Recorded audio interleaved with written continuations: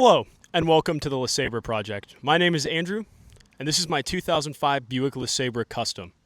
As you can see, it's been well loved. I would have liked it to be a little bit cleaner for this video. Of course, I washed it on Sunday. I don't know what day of the week it is. It's Tuesday now. I washed it on Sunday, and then took it to a construction site the other day for work, and then it rained all day today.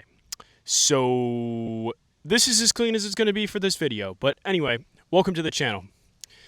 You're going to see no scripts. 99% of the time, these videos are just going to be pure chaos. But chances are, if you found these videos, you're a car enthusiast just like me.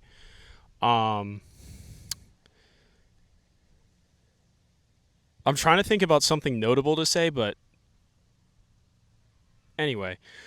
So, like I said, this is my 2005 Buick LeSabre Custom. You'll notice the 42-inch ham radio antenna on the back. It's a Comet CSB 750, low-key the GOAT.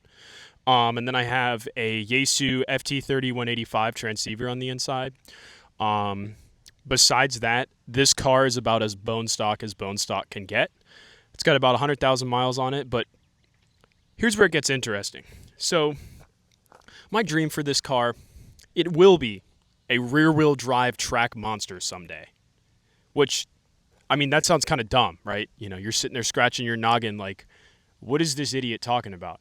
And you know what? Sometimes I look in the mirror and think, what is this idiot talking about? But I digress. Essentially, I did some research, right? And I've come to find out that the 2005 Buick LeSabre wheelbase is only 2 inches longer than a Camaro ZL1. So, you know, there's options for a body swap. If I really wanted to, you know, because right now, these cars only came as front engine, front wheel drive. It's got the legendary L36 3800, 205 horsepower that gets sent through a 4T65E transaxle. Transaxle? I cannot speak. Which basically just means that 205 horsepower, which is already degraded from the car being 21 years old, then turns into metallic confetti and shattered hopes and dreams, and then it eventually reaches my wheels, you know. But that transmission is definitely what holds this car back. Now, obviously, this thing isn't a handling monster of any sort, so you're probably still scratching your head like, what is this kid doing? But bear with me. So, you know, it is a project, and being that I'm a college student, it's a project that's going to take a really long time. I wish I could say timelines, you know, oh, this car is going to be done in 2 years. Who knows? If I win the lotto, maybe.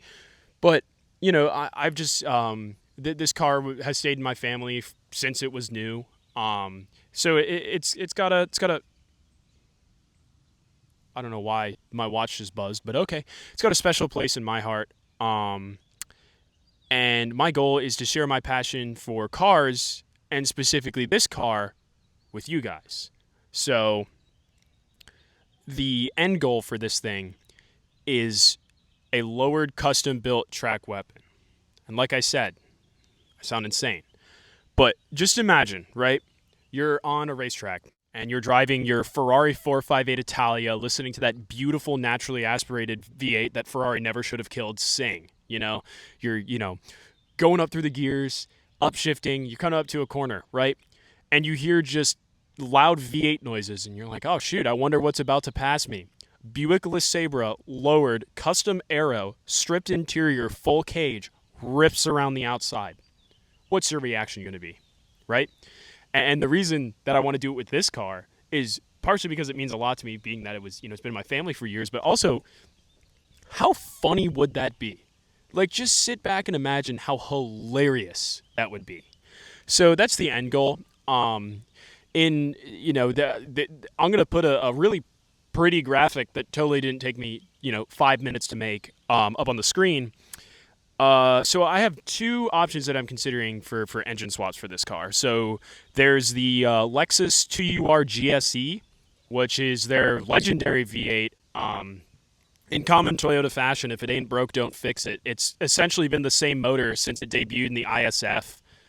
God only knows how many years ago. That they haven't really changed anything with it except for the tune. If I could get one from the IS 500, which makes exponentially more horsepower than the original ISF motor does, that's probably what I'd do. Or an LS7, which is that big naturally aspirated 7-liter V8 that was in, oh gosh, I think that was, what car was that in? I know the LS7 was in, there's a Camaro that it was in. Um, I should have done more research before making this video, but you know what? That's the thing. You're going to see no scripts and a lot of Harbor Freight tools. Um, but yeah, those are two options I'm considering. The TUR GSE is lighter and simpler and arguably more reliable. I say arguably because I don't know, the LS7's, it's about as simple as it can get. It's a cam and block pushrod V8. I think. I hope I'm right. Um, and like I said, you can't really get much simpler than that. So they're both good motors. It just depends. Do I want the more power and the V8 growl and keeping it General Motors accurate for argument's sake, or I don't know if you can tell by the Toyota Gazoo racing hat, but I like Toyotas, right?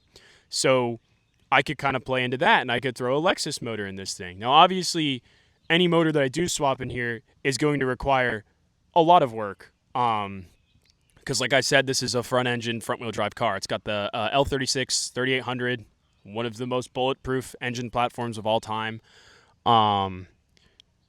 But at the end of the day, it's still a yacht. But the goal is for it to be a yacht with a lot of horsepower. So, I we'll see, right? The whole point of this channel is, like I said, for me to share my passion of cars, but also with no specific timeline to build this thing out and take everyone along for the ride. Just because, I think the car community has gotten so caught up with, B58 this, GT3 RS that they've forgotten about what made them fall in love with cars, Like, I feel like a lot of people fall in love with cars because of unique stuff, right? Another B58 with a downpipe and a burble tune, that's not unique at all, right? Going and buying a GT3 RS because that's what they say on TikTok, that's not unique at all. But, it would be really hilarious if, I run into some of these people who did that at a racetrack and I'm able to beat them in a home-brewed land yacht race car. We're going to turn this from a land yacht to a speedboat. So that's most of why I'm, doing it. I would say pretty much all of why I'm doing it, honestly, is just because I love cars, I love cars. I mean, that's why I'm here. That's probably why you're here. And if I can share my passion of cars and build out a car that means something to me, it's a win-win situation, right? Now, obviously, like I said, I'm a college student. I do not have spare money to just throw at this thing, right? Now, if this channel does take off and I suddenly start making money from, this channel, then I'll pour that into the car. I hate saying this because I think people who are like, yo, my car's stage 2, bro. Come on. I think that's kind of dumb. I'm not going to lie to you, but we'll talk about stages in a different sense here, I guess. So I would say for me, stage 1 is suspension and wheels and tires. Like meaningful suspension upgrades. I'm not talking, let's bag this thing, that's not my vibe. I'm talking like custom coilovers, drop it a couple inches while also giving it true performance chops and adjustability. Go get a proper alignment. And then as far as wheels and tires go, I haven't really put much thought into it because I don't have the money, and just looking at the prices of wheels, that's just going to make me sad. But it's a 5x115 bolt pattern, which means I could literally straight up bolt Hellcat wheels, like straight onto this thing. Tomorrow, I could do it. And those wheels look pretty nice. Sure, they're heavy, and the cars they come from aren't very good, if you ask me. They're fast. That's about all they have going for them. But, wheels and tires, some suspension. There's going to be a lot of fabrication involved because what suspension company can you think of that offers a, drop-in coilover kit for a 2005 Buick LeSabre? None. I do think I think Fortunato has some sort of program where you can have them make you a custom suspension setup, but don't quote me on that. I haven't done that much research. Yeah, that's kind of the stage 1 is going to be suspension, wheels, and tires. Like if I could get control arms, all that stuff. Um, and then also sway bars, because this car is just the body roll.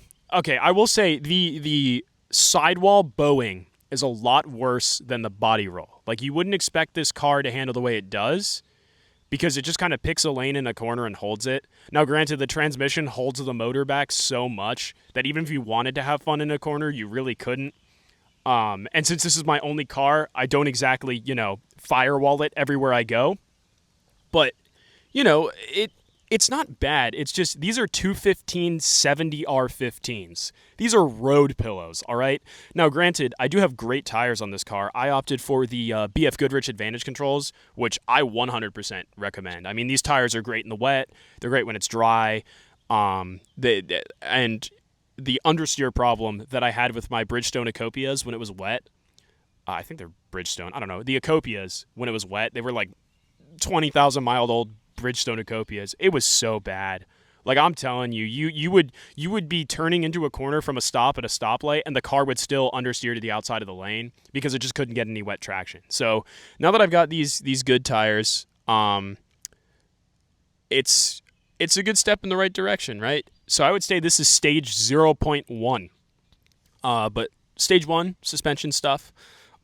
Stage 2, definitely some cool motor stuff. Like, they sell turbo kits for this thing. If I get a second car and I really just feel like tanking reliability, why not, right? I mean, that sounds cool. A turbocharged LeSabre, just destroying everything on the road. So wheels, tires, and then some engine mods. And then somewhere along the way, it's probably going to blow its transmission because, like I said, 4T65E, they just kind of do that. I think that's the code for it anyway. Don't quote me on that once again. Like I said, no scripts, and I don't know everything. So, but yeah, it's, I try to take care of it. This car gets washed once every few weeks. It's got Griot's ceramic spray wax on it pretty much all the time. Two-step paint correction, so there are no swirls. There are plenty of scratches. My grandma used to take her groceries and set them on the hood, so the hood's just like, we don't talk about that. We don't look at the hood. So that's why when it's a race car, we might go full custom carbon fiber body panels. You see how outlandish we're getting with this, right? We're going out of this world. But as you can tell by the Home Depot bucket that I am sitting on, we're very bougie in these parts. All right, we spend so much money on car parts. We spend so much money on everything. But all jokes aside, the only thing I'm spending so much money on right now is gas. This car gets like 19 miles per gallon city. It's fantastic on the highway because I think overdrive is like 0.77 to 1. But yeah, no, I'm really excited for the future. I hope I can do some really cool stuff to this car, and I hope I can take you guys along for the ride. So once again, I'm Andrew. Welcome to the LeSabre Project. I'm so glad you decided to watch this video, and I hope you stick around for what's to come. We get more fluffy gray DJI microphone, more listening to me yap senselessly for minutes on end, and coming soon there'll be content working on the car. It's getting a new sound system soon, so that'll be fun. And then also probably some videos detailing, maybe instructions, although I'm not an expert. And there's probably going to be a lot of content in my buddy's garage, not just with my cars, but with his and some of my other friends, maybe some cruises happening. So definitely stay tuned. Thank you for watching. I thank you.